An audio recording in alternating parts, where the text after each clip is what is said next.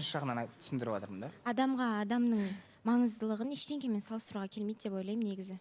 Күшті сөйлейді екенсің негізі. Жоқ, енді факт қой, тамақпен салыстыруға болмайды. Даже зат сынып қалды деген нәрсені адамның көңілімен салыстыруға болмайды. Ол адамның көңілі мүлде бөлек нәрсе. Зарина, саған Тәуіржан керек па? Сен де жауап берші онда.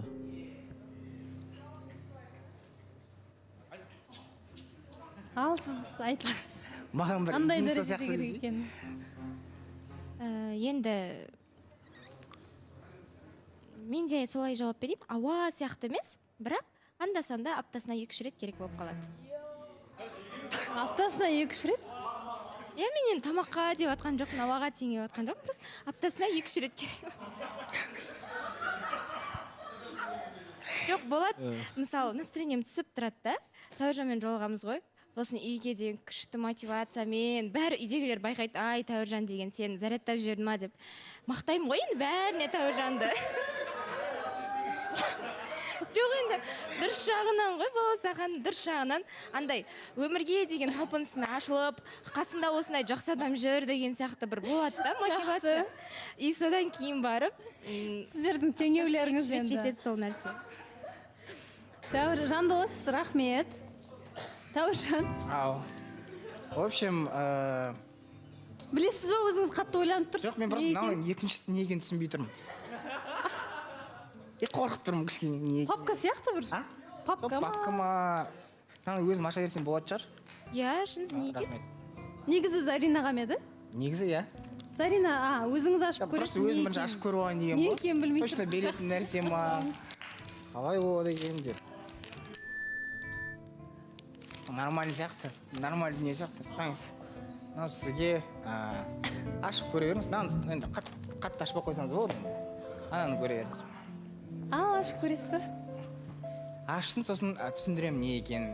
Типа, не мағына білдіреді екен, не үшін болып жатыр деген сияқты.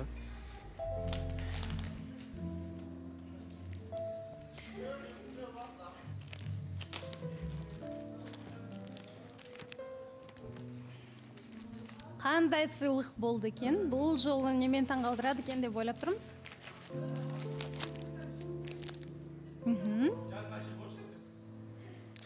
Мынау, короче, Түсінген сияқтымыз, иә?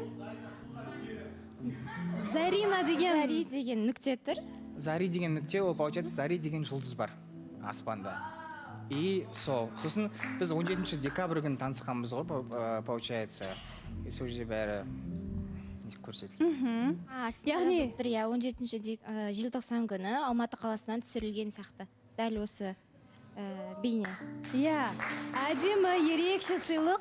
Яғни менің түсінгенімше, бұл яғни бір аспандағы жұлдызды Зари есімімен атадым деген сөз ғой негізі, иә? Мен көбіне солай білемін. Солай, яғни бір жұлдызға Зари сіздің есіміңізді берді. Мен оны мысалы кеше ма алдың күні ғана білдім, что сондай жұлдыз бар екен. Сосын ойлады, соны түсірейік деп шығарып келдік. Әдемі.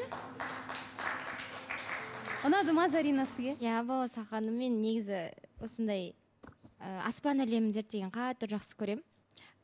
Документальный фильмдар тоже қарай бергім келеді ше, тоймаймын бұл ақпараттарға.